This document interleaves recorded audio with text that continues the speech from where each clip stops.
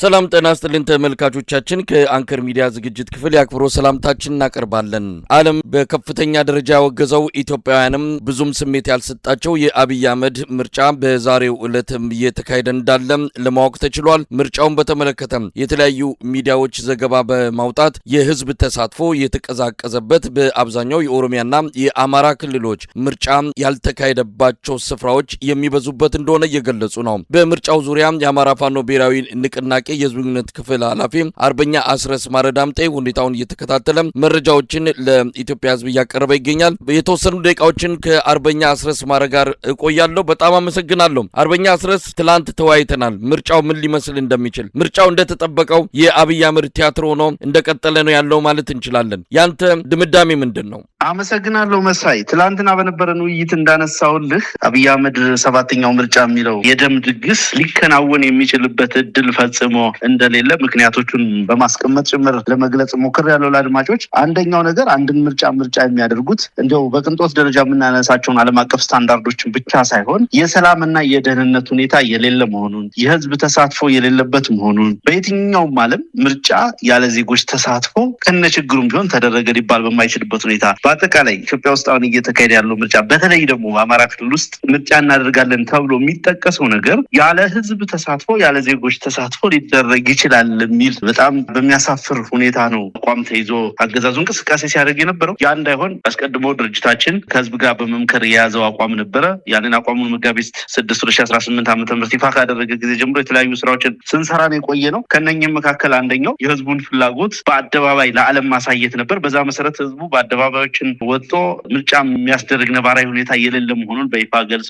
በመዋቅራችን በኩልም ተገቢውን ፖለቲካዊ ትግል አድርገናል። ከዛ ጎን ለጎን አገዛዙም ያደረጋቸው ወታደራዊ እንቅስቃሴዎች ነበሩ። በሌላ በኩል ደግሞ የሚፈልገውን የመግደያ ሰርቲፊኬት ወይም የመንግስትነት ሌጂቲሜሲ የሚሰጠውን ሰነድና ፖለቲካዊ ክንውን እንዳያደርግ አስበንበትና አቅደን ዘመቻ እንሻ ሰይድ ታውጆ ነበረ። በዛ መሰረት እንቅስቃሴዎች ተደርገዋል። ከዚህ ጎን ለጎን የጥንቃቄ መመሪያ በማስተላለፋችን ምክንያት መንገዶች በሁሉም ቦታ ዝግ ነበሩ። ወለጋ ክፍል የአንሻ ሰይድ እዝ የሚንቀሳቀስበትን የወለጋ ክፍል ጨምሮ ከ200 በላይ ቦታዎች ላይ ወታደራዊ ኦፕሬሽኖች፣ ግጭቶች፣ አንዳንድ ቦታ ጠንከር ያሉ ውጊያዎች፣ አንዳንድ ቦታ ቀላል የተኩስ ልውውጦች ነበሩ። በአጠቃላይ ከ200 ቦታዎች በላይ ውጊያዎች ሲደረጉ ነው የዋሉት። እነኚህ 200 ቦታዎች ደግሞ ሁሉንም የምርጫ ክልሎች የሚያካልሉ ናቸው። እንደሚታወቀው አማራ ክልል 138 ቀድሞ በነበረው አሰራር የነበረውን የአማራ ክልል ፕሮፐር አማራ ክልል ምንለው ማለት ነው 138 አካባቢ የምርጫ ክልሎች ነው ያሉት። ሁሉም ምርጫ ክልሎች ላይ ሁሉም ምርጫ ጣቢያዎች ክፍት አልነበሩ። በጣም ዝቅተኛ ቁጥር ያላቸው ለምሳሌ ደብረታቦርን ብታነሳ ደብረታቦር ካሉት በርካታ ምርጫ ጣቢያዎች ከ80 በላይ ምርጫ ጣቢያዎች ከአንደኛው ምርጫ ክልል ማለት ነው አንዷ ብቻ ነች አገዛዙ ፎቶ እንኳን ሊነሳበት የቻለውም የደፈረው። በሌሎቹ አካባቢዎች ምንም አይነት እንቅስቃሴ አልነበረም። አሁን ምርጫ ተደርጓል አልተደረገም ስለሚለው ጉዳይ አይደለም የምናወራው። ምርጫ ጣቢያ ብሎ ድንኳን የዘረጋባቸው ቢሮዎቹን፣ ድንኳን የዘረጋባቸው ተቋሞቹን ከአገዛዙ ሰራዊት ቁጥጥር ውጪ ማድረግ የቻልንበት ሁነት ነው የነበረው። ባህር ዳር በከፊል ዝግ ሆኖ ነው የዋለው። ባህር ዳር ላይ ድንኳን ተተክሎባቸው ፎቶግራፍ ሲነሱባቸው ያሉት አባይ ማዶ የሚባለው በተለምዶ ቀበሌ 11 አካባቢ ነው። እዚህ ቦታ ላይ የክልሉ ፕሬዝዳንትና የአገሪቱ ምክትል ጠቅላይ ሚኒስትር ተገኝተው ምርጫ አደረግን ብለው በሚሉ ሰዓት 2 አኪንቺ ድሮኖች፣ 2 የዩናይትድ አረብ ኤምሬት ድሮኖች ሰማይ ላይ ነው የነበሩ። በድሮን ታጀበው ፎቶ ተነስተው የተወሰኑ እናቶችን አስከትለው ተመልሰዋል። አንዲት ምርጫ ጣቢያ ነች እሷ። እንግዲህ አንድ የምርጫ ክልል በስሩ ብዙ ምርጫ ጣቢያዎችን ነው የሚይዘው። ምርጫ ክልል የምንለው አንድ ተወካይ የሚመረጥበትን ነው። ምርጫ ጣቢያ የምንላቸው ደግሞ መራጮች እና ታዛቢዎች ተገኝተው ምርጫ የሚከናወንበት ክንውኑ የሚካሄድባቸውን እና እነኚህ ድንኳን ወይም የምርጫ ድንኳኖች የሚተከሉባቸውን ቦታዎች ነው። ከዛችና ከተወሰኑ ቦታዎች በስተቀር ባህር ዳርም ጭምር የሚደረግበት ሁኔታ አልነበረም። ጎንደር ዙሪያው ጎንደር ከፊል ከተማው ከፍተኛ ውጊያ ሲደረግ ነው የዋለው። ደብረታቦር ዩኒቨርሲቲ ሰራዊታችን ገብቶ ነው ያለው። ደብረታቦር ዩኒቨርሲቲ እንግዲህ ደብረታቦር መሀል ከተማ ላይ በጣም በሚገርም ሁኔታ የዩኒቨርሲቲ ተማሪዎች ዳርና ዳር ይዘው በጭብጨባ ሰራዊታችንን ሲቀበሉ በአድናቆት በፍቅር ሲቀበሉ የሚዘዋወሩ በሶሻል ሚዲያ ቪዲዮዎችን አይተው ሊሆን ይችላል፣ አድማጮችም አይተው ሊሆን ይችላል። በበርካታ ቦታዎች በርካታ ምርኮችን ያገኘንበትን ውጊያ ስናደርግ ነው ያለው። ለአብነት ብናነሳ ሰሜን ጎጃም ሜጫ ላይ፣ ደቡብ ሜጫ ገርጨጭ ወይም መሀል ገነት የሚባለው ከተማ ከ10 በላይ መከላከያ ሰራዊት አባላት ተማርከዋል። የቡድን መሳሪያ ተማርኳል። ተተኳሽ ተማርኳል። የነፍስ ወከፍ መሳሪያዎች ተማርከዋል። የምርጫ ድንኳኖችን ማፈራረስ ተችሏል። የምርጫ ሰነዶችን ማስወገድ ተችሏል። እዛ አካባቢ ምንም አይነት እንዲሁ አገዛዙ ምንም የማያደርግበት ሁኔታ ነው የነበረው። እንግዲህ ምርኮ ያለባቸውን ቦታዎች አለፍ አድርገን ብንጠቅስ አማኑኤል ላይ እንዲሁ በቴዎድሮስ እዝ ማለት ነው የ99ኛ ክፍለ ጦር የነፍስ ወከፍ መሳሪያዎችን ማርኳል። በሌላ በኩል ደብረ ማርቆስ ዙሪያ እንዲሁ የጁቤ ኮርክ አካባቢ አንድ የቡድን መሳሪያ ብሬን መሳሪያና ሌሎች የነፍስ ወከፍ መሳሪያዎች በምርኮ የተገኙበት ውጊያ ተደርጓል። አዲስ ቅዳም ላይ በርካታ የአድማ ብተና አባላት ከከተማው እንዲሁ ተማርከዋል። ሌሎች ደንቢያ፣ ላስታ አካባቢ ያነሳውን የጁቤ፣ ሜጫ፣ አዲስ ቅዳም፣ እብናት እና ደብረታቦር ሌሎች ያልጠቀስኳቸው በጣም በርካታ ቦታዎች ከ20 በላይ ቦታዎች ላይ ትላልቅ ምርኮዎችን ያገኘንባቸው ናቸው። በሌሎቹ አካባቢዎች ከባድ መሳሪያዎችን በሞርተር በድሽቃ በተደረጉ ኦፕሬሽኖች ሊደረጉ የነበሩ ድግሶችን ሊደረጉ የነበሩ የምርጫ ፎቶግራፍ ምርጫ ለማስመሰል ለማስዋብ ያደርጓቸው የነበሩ እንቅስቃሴዎችን ሙሉ በሙሉ ማክሸፍ ተችሏል። ብዙዎቹ ከተሞች ጸጥ ረጭ ብለው ነው ያሉት። ደብረ ማርቆስ፣ ደብረ ታቦር፣ ባህር ዳር በከፊል ሌሎች ደሴ ዙሪያ ኩታበርን ጨምሮ ምርጫ ቦርድም ጭምር እንዳረጋገጠው የምርጫ ኩነት ወይም የምርጫ የሚመስል ክንውን ማድረግ እንዳይችሉ አድርገናል። በአገዛዙ በኩል እጅግ አስቂኝ ፕሮፓጋንዳዎች ሲተላለፉ ነው የዋሉት። ሸዋ ሲያደብር ላይ ስክሪን አስቀምጠው ለምርጫ መጡ የሚል በጣም በእውነት በምን ያክል የሞራል ደረጃ ላይ እንዳሉ በሚያሳዝን ሁኔታ እነ ፋና እነ ኢቢሲ ሳይቀር ሲዘግቡ አይታል። እንግዲህ አስከሬን አስቀምጠው ልጃቸውን ሳይቀብሩ ወላጆችና ሀዘንተኞች መረጡን ብለው ምንድነው እየተደረገ የነበረው? ለቀብር የሄዱ የነበሩ ዜጎችን በማፈን ፎቶግራፍ እያነሱ በነጠላ ፊታቸውን ሸፍነው አይናቸውን ሸፍነው ይታያሉ። እንግዲህ እናቶች በዚህ ልክ ዜጎችን በማሳቀቅ በዚህ ልክ የስነ ልቦና ጫና በማድረስ ሽብር በመፍጠር ከኢትዮጵያዊ ጨዋነት ሞራል የዘቀጠ አካሄድ በመከተል ያን ሲያደርጉ ብሏል። ዳንኤል ክብረት ፖስት ባደረገው በሶሻል ሚዲያ ገጹ ላይ ከሆነ ደግሞ 2 እጅ የሌለው ግለሰብ በጥርሱ ወደ ምርጫ ኮረጆ እንዲያስገባ በማድረግ ያንን ደግሞ ሚዲያ ላይ በማውጣት ምን እንደምትላቸው ሁሉ ግራ የሚያጋቡ ሰዎች ናቸው እና በዛ ልክ ተመርጠናል ወይም ሌጂቲሜት ነን ለማለት ያላደረጉት ጥረት የለም። በነገራችን ላይ አንዱም አልተሳካም። ኩታብር ምርጫ ክልል ላይ የሱፍ ኢብራሂም ምርጫውን ተመርጫለሁ፣ አሸባሪዎች ታጣቂዎች ማደናቀፍ አትችሉም ብሎ ፖስት ባደረገ በደቂቃዎች ውስጥ የምርጫ ቦርድ ኃላፊዋ መጣ ኩታበር ላይ የጸጥታ ችግር ስለገጠመን ምርጫ ማድረግ አልቻልንም ነው ያለችውና ተመካክረው እንኳን መዋሸት ተመካክረው እንኳን ማጭበርበር ያልቻሉ ሰዎች ናቸው። በአጠቃላይ እንደ አማራ ፋኖ ብሔራዊ ንቅናቄ ፖሊስ ቢሮ ከደቂቃዎች በፊት ሂደቱን በፖሊስ ቢሮ ደረጃ ስንገመግም ነበር። ባደረግነው ግምገማ መሰረት አስቀድሞም በዚህ ምርጫ ላይ የያዝነው አቋም ትክክል መሆኑን የያዝነው አቋምም በትክክልም የህዝብን ፍላጎት የሚያሳይ መሆኑን በዛም መሰረት ህዝቡ ከፍተኛ መስዋዕትነትም ከፍሎ ሰራዊታችንን በከፍተኛ ዲስፕሊን ባደረገው ተጋድሎና በወሰዳቸው እርምጃዎች መሰረት አማራ ክልል ላይ ምርጫ የሚባለው ጉዳይ እንዳይከናወን ማድረጋችንና ይህንን በስኬት ማጠናቀቃችንን ገምግመናል። መሳይ እንግዲህ አርበኛ አስረስ ማረዳምጤ እንዳልከው ፕሮፓጋንዳው እንደተጠበቀው ምርጫው ሰላማዊ እንደነበረ የህዝብ ተሳትፎ እንዳለበት በሰፊው ሲገልጹ ነው የዋሉት። የአገዛዙ የፕሮፓጋንዳ ማሽኖች በተለይ አማራ ክልል በጎንደር፣ በባህር ዳር፣ በወሎ፣ ደሴ እንደዚህ በተጠቀሱ ዋና ዋና የዞን ከተሞች ምርጫው መካሄዱን ተወዳዳሪዎች ለቴሌቪዥን ጋዜጠኞች መግለጫ ሲሰጡ ይታይበታል። ምናልባት ይሄ ዓለም አቀፉንም ማህበረሰብ ሆነ የኢትዮጵያን ህዝብ ለማታለል የተጠቀሙበት ዘዴ ሊሆን ይችላል። በእነዚህ ከተሞች በትክክልስ ምርጫው ተካሂዷል ወይስ ቀደም ሲል እንደገለጽከው በከፍተኛ ወታደራዊ አጀብ ለዛች ደቂቃ የቴሌቪዥን ቀረጻ ብቻ ከተከናወነ በኋላ ምርጫው ተካሄደ ለማስባል የተጠቀሙት ነው ብሎ መደምደም ይቻላል ወይስ በእነዚህ ከተሞች ማድረግ ችለዋል ምርጫውን? እንግዲህ እኔ ሞኒተር ሳረግ ያገኘኋቸው አንደኛው አገኘሁ ሀገር ተመረጥን ብሎ የታየበት ጎንደር በነበረ አንድ ምርጫ ጣቢያ ላይ የታየ ነው። ሌላው ተመስገን ጥሩነህና ረጋ ከበደ የታዩበት የባህር ዳር ቀበሌ 11 ነው። ሌሎቹ አዲስ አበባ አካባቢ የተደረጉ ናቸው። ቅድም እንዳነሳውልህ በተለይ ባህር ዳር ላይ የነበረውን በራሳችን ሰዎች በኩልም በቂ ክትትል አድርገናል። እኛ መድረስ ያልቻልንባቸው የከተማ ክፍሎች ላይ ማህበረሰቡ ራሱ ሂደቱን ተቃውሞውን ማሳየት ይፈልግ ስለነበረ ይህ አገዛዝ ተመልሶ ስልጣን ላይ የሚወጣበትን ተመልሶ ሌጂቲሜት ገቨርንመንት የሚሆንበትን እድል ማግኘት የለበትም ብሎ ስላመነ ተስፋም ስለቆረጠ ላለፉት 7-8 ዓመታት ከዛሬ ነገ ይሻሻላል፣ ከዛሬ ነገ ለውጥ ያመጣል፣ ከዛሬ ነገ ልምድ ያገኛል፣ ልብ ይገዛል ብሎ የጠበቀው አገዛዝ የበለጠ እያበደ የበለጠ ቀውስን እያከፋፈለ እልቂትን እያከፋፈለ ህዝቡን በኑሮ ውድነት እየጠበሰ በድሮን አረር እየገደለ ከቦታ ቦታ እንዳይንቀሳቀስ እያገተ ስቃይ ውስጥ ያስገባው በመሆኑ የዚህን አገዛዝ እድሜ ማጠር ከልቡ የሚፈልግ ህዝብ በመሆኑ አብዛኛው ህዝብ ከቤቱ ባለመውጣት በሩን በመዝጋት ቆልፎ በመጥፋት ነው እንግዲህ ተገደው በየቦታው ትንሽ እናቶችን ባለስልጣናቱን ሲገኙ እንደው ብቻቸውን እንዳይገኙ እንዳይበርዳቸው ከጎን እንዲቀመጡ ለፎቶግራፉ እንዲያምር የተወሰኑ እናቶችን በፖሊስ በመከላከያ ከየቤታቸው አስገድደው አውጥተው ከመታየታቸው በስተቀር ምርጫ እንግዲህ ተመልከት መሳይ 54 ሚሊዮን ህዝብ ተመዘገበበት የተባለ ምርጫ ነው። ይሄ በአፍሪካ ውስጥ በዚህ ልክ መራጭ የተመዘገበ የተመዘገበበት የለም፣ ታይቶ አይታወቅም በታሪክ ኢትዮጵያ ውስጥም በሌሎች ሀገራት። ይሄ ቁጥር በራሱ አስቂኝ ነው። በአንድ በኩል ለመምረጥ የደረሰው ህዝብ ያንን ቁጥር አያሟላም፣ ባለፈው ሳነሳ እንደነበረው። በሌላ በኩል ደግሞ ብዙ ቦታ ፎቶግራፎቹንም አይተህ ከሆነ 99% እናቶች፣ አዛውንቶች፣ አንዳንዱ ቦታ ያው ካባ የደረቡ ካድሬዎች የምንላቸው እነኚህ በሃይማኖት አባት ስም ቆብና ጥቁር ካባ አድርገው በየቦታው የሚገኙ በተለያየ እምነት ደረጃ ያሉ አባቶች፣ ሽማግሌ ነን የሚሉ ሰዎች ናቸው አጅበው የተገኙት። ስለዚህ 54 ሚሊዮን ህዝብ የተመዘገበበት ምርጫ በዚህ ልክ ነው ወይ? ሰልፉስ ይሄ ነው ወይ? ድባቡስ ይሄ ነው ወይ? ፎቶግራፉስ ይሄ ነው? ምንም አይነት እንቅስቃሴ የለበትም እና ለሚዲያ ፍጆታ የተወሰኑ እነኚህ ትልልቅ የምትላቸው አመራሮች ብቻቸውን እንዳይታዩ በሚል ብቻ አንዳንድ ቦታ ሰዎችን ሰብሰብ አድርገው ፎቶግራፍ ለማንሳት ፈልገዋል። እንዳልኩህ አማራ ክልል ላይ የትኛውም ቦታ ፎር ሹር ነው የምነግርህ፣ የትኛውም ቦታ ላይ የምርጫ ቴክኒካል ፕሮሲጀርን በሚያሟላ ደረጃ የተከናወነ ምርጫ የለም። ትልቅ ኮንትሮል አለን ወይም ይዞታ አለን የሚሉበት ደብረ ማርቆስ ከተማ፣ ደብረ ታቦር የዞን ከተሞች ላይ እንግዲህ አገዛዙ የሚንቀሳቀስባቸው የአገዛዙ ሰራዊት ሙሉ ቁጥጥር ያለባቸው ከተሞች ናቸው።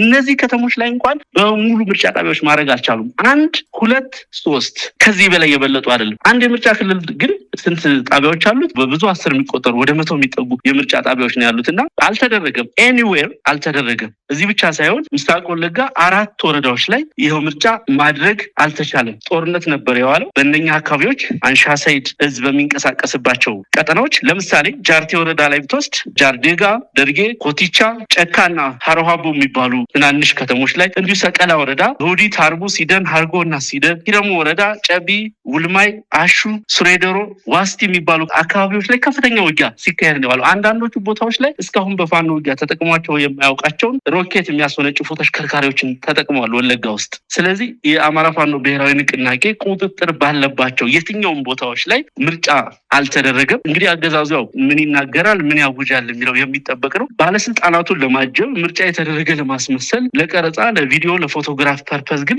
አንዳንድ ቦታዎች ላይ በጣም አልፎ አልፎ እነኚህ የክልል ከፍተኛ አመራሮች፣ የፌዴራል ከፍተኛ አመራሮች የምንላቸው ሰዎች የተገኙባቸው ምርጫ ጣቢያዎች ላይ 3ም 4ም እናቶችን አብረው ፎቶግራፍ እንዲነሱ አድርገዋል። ከዛ በስተቀር ግን የትም ቦታ የተከናወነ ነገር የለም። እንግዲህ በኦሮሚያም ተመሳሳይ ነው። ከ50 በላይ የምርጫ ጣቢያዎች በእሳት የተያያዙበት የነደዱበት፣ እንደዚሁም በበርካታ ቦታዎች ላይ ምርጫ ጣቢያዎች እንዳይከፍቱ የተደረጉባቸው አካባቢዎች ከፍተኛ ቁጥር እንዳላቸው ነው መረጃዎች የሚያሳዩት። ምርጫ ቦርድ በሁለቱ በአማራና በኦሮሚያ 143 የምርጫ ጣቢያዎች ምርጫ ማድረግ እንዳልተቻለ በይፋ ያስታወቀበት ሁኔታ ነው ያለው። ነገር ግን በሀገሪቱ ካሉት ከ50 ሺህ በላይ የምርጫ ጣቢያዎች 200 እንኳን የማይሆኑ ናቸው ምርጫ ያልተደረገባቸው፣ በተቀሩት ግን ምርጫው ተከናውነዋል የሚል ፕሮፓጋንዳ ነው እንግዲህ በስፋት እየተሰራጨ የሚገኘው። ምንም ሆነ ምን እንግዲህ በመግለጫውም ትናንትና ማስታውቃቸዋል። ይሄ ምርጫ የህዝብ ፍላጎት የሌለበት የአብይ አህመድን ስልጣን ለማስቀጠል የሚደረግ እንደሆነ በዓለም አቀፍ ሚዲያዎች ሳይቀር በስፋት የተነገረ ነው። ምን እንጠብቃለን እንግዲህ ዛሬ ማታ ወይ ነገ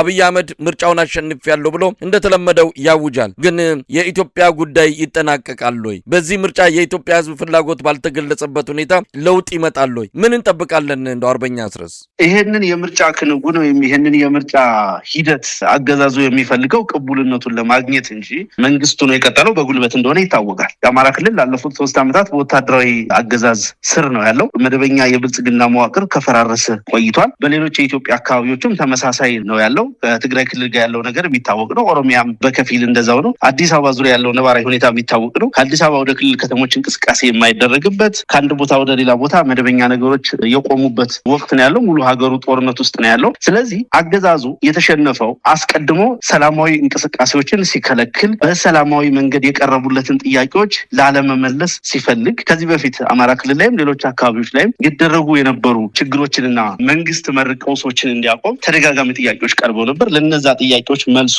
እስር ነው የሆነው። ለነዛ ጥያቄዎች መልሱ አፈሙዝ ነው የሆነው። ይልቁንም ምርጫ ጭምር አሸንፈው ፓርላማ የገቡ የህዝብ ተወካይ ምክር ቤት አባላትን፣ ሌሎች ፖለቲከኞችን የህሊና እስረኛ በማድረግ አገዛዙ የሰላማዊ ትግል አማራጭን ከቀበረው ቆይቷል። ይህ የምርጫ ክንውን ኢትዮጵያ ውስጥ የዲሞክራሲን ጥያቄን የማይመልስ መሆኑን ህዝቡም ራሱ ያገዛዙ ሰዎችም ትግል ላይ ያለን ሰዎችም በደንብ የምናውቀው ጉዳይ ነው። ምርጫውን ለምን ፈለገው የተባለ እንደሆነ በዓለም አቀፍ ደረጃ ቅቡል የሆነ አገዛዝ ለመሆን ነው ይህ ምርጫ ተፈልጎ የነበረው። ያ ደግሞ እንደማይሆን ዓለም በአንድ መስመር ቆሞ በአንድ ረድፍ ቆሞ ማረጋገጫ የሰጠበት ጉዳይ። ይህ ዝም ብሎ በፕሮፓጋንዳ የተባለ ሳይሆን በጥናት በተለያዩ ትንታኔዎች የዲሞክራሲ ተቋማት፣ የሰብአዊ መብት ተቋማት፣ የቲክታክ ግሩፖች፣ ጋዜጠኞች፣ ትላልቅ የሚዲያ ተቋማት ጭምር ማረጋገጫ የሰጡበት ነው። ይሄ ምርጫው ከመከናወኑ አስቀድሞ አስቀድሞ የያዙት አቋም ነው። ከምርጫው በኋላም ተመሳሳይ አቋም ይይዛሉ ተብሎ ይጠበቃል። ከዚህ በኋላ የብልጽግና አገዛዝ ኢትዮጵያ ውስጥ የመንግስትነት ስም ሊኖረው አይችልም። የመንግስትነት እንግዲህ ከዚህ በፊትም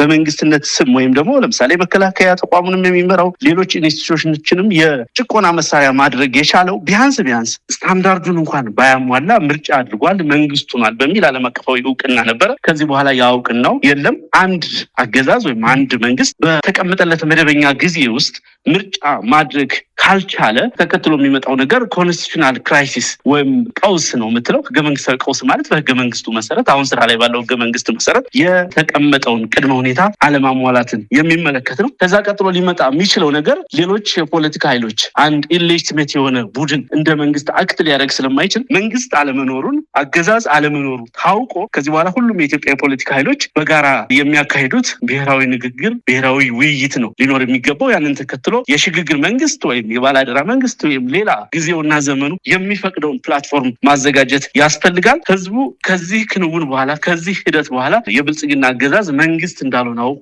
ራሱን ለተጨማሪ ትግል ማዘጋጀት አለበት። የዚህ ምርጫ አለመከናወን የሁሉ ነገር መጨረሻ ሊሆን አይችልም። የሁሉ ነገር መጨረሻ ሊሆን የሚችለው አገዛዙን 100% ማስወገድ ከተቻለ ብቻ ነው። አገዛዙ ታክስ ከሰበሰበ፣ ግብር ከሰበሰበ፣ በኢትዮጵያ ሪሶርስ ላይ ካዘዘ፣ በሰው ኃይል ላይ ካዘዘ፣ መከላከያውን ማዘዝ ከቻለ፣ የኢትዮጵያን ተቋማት መምራት ከቻለ፣ ማዘዝ ከቻለ፣ መጠቀም ከቻለ፣ ብድሮችን ከዓለም አቀፍ ተቋማት ማግኘት ከቻለ፣ ዲፕሎማሲያዊ ግንኙነቱ የሚቀጥል ከሆነ ጨፍጫፊነቱ፣ አምባገነንነቱ እንደተጠበቀ ሆኖ ጉልበቱ እንዳለ እንደተሸከመ አሁንም ህዝብ መጨፍጨፉን ይቀጥልበታል ማለት ነው። ቁልፉ ነገር ይህንን እድል እንዳያገኝ በአንድነት መነሳት ያስፈልጋል። ይሄ ትልቁ ፌዝ፣ የመጀመሪያው ፌዝ በምርጫ ስም መንግስት ነኝ ብሎ እንዳይቀጥል ይሄንን በር ዘግተናል። የምርጫ ካባ፣ የተመራጭነት ካባ፣ የመንግስትነት ካባ ሊለብስ የነበረውን አገዛዝ ሞገሱን ገፈነዋል፣ እቅዱን አክሽፈነዋል።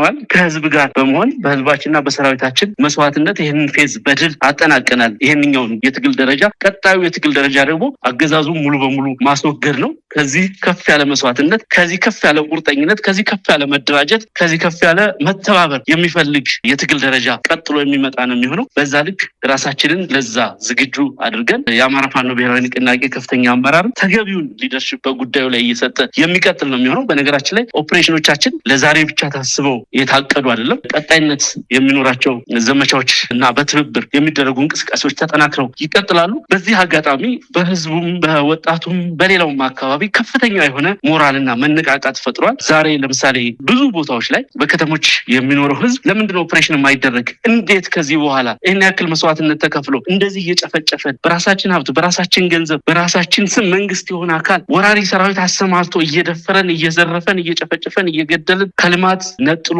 ሰርተን እንዳንበላ ተንቀሳቅሰን እንዳንኖር አድርጎ በእገታ ውስጥ ያስቀመጠን ኃይል ተመርጫለሁ መንግስት ነኝ እንዲል እንዴት ይፈቀድለታል? የሚል በቁጭት ተከታታይ የሆኑ ጥሪዎች ይደርሱን ነበር ከተለያዩ ቦታዎች። ለሰራዊታችን በሚደርሰው ጥሪ መሰረት መረጃም ይመጣ ነበር። ያንንም ተከትሎ ነው ብዙ ቦታዎች ላይ ኦፕሬሽኖችን ማድረግ የተቻለው። ይህንን እልህና ቁጭት ወደ ጉልበት ቀይረን ለህዝባችን ዘላቂ ሰላምና ዘላለማዊ እረፍት የምናገኝበትን እድል ለመፍጠር ይህንን አገዛዝ ማስወገድ ይገባናል። ለዛ ትብብር ያስፈልጋል። በዓለም ዙሪያ ያለ አማራ ሁሉ፣ በዓለም ዙሪያ ያለ ኢትዮጵያዊ ሁሉ የአማራን ህዝብ ህልውና፣ የኢትዮጵያን ዘላቂ ሰላም፣ አንድነት፣ ህልውና የሚፈልግ ሁሉ ለዚህ ትብብር ቀናይ ሆኖ መገኘት እንዳለበት አምናለሁ። ቀጣይ የምናደርጋቸው ተጋድሎች አጠቃላይ ውጤቱን የሚወስኑት ነው የሚሆነው። በጣም አመሰግናለሁ አርበኛ አስረስ ማረ ዳምጤ። እንግዲህ ሁኔታውን ተከታትለ ሌሎች አዳዲስ ነገሮች ካሉ ደግሞ ምናልባት ወደ ኋላ ላይ ልንገናኝ እንችላለን። ሌሎች የንቅናቄው አመራሮችም እንደዚሁ የሚሰጡትን መግለጫ እንጠብቃለን ማለት ነው። በጣም አመሰግናለሁ። መልካም ቀን።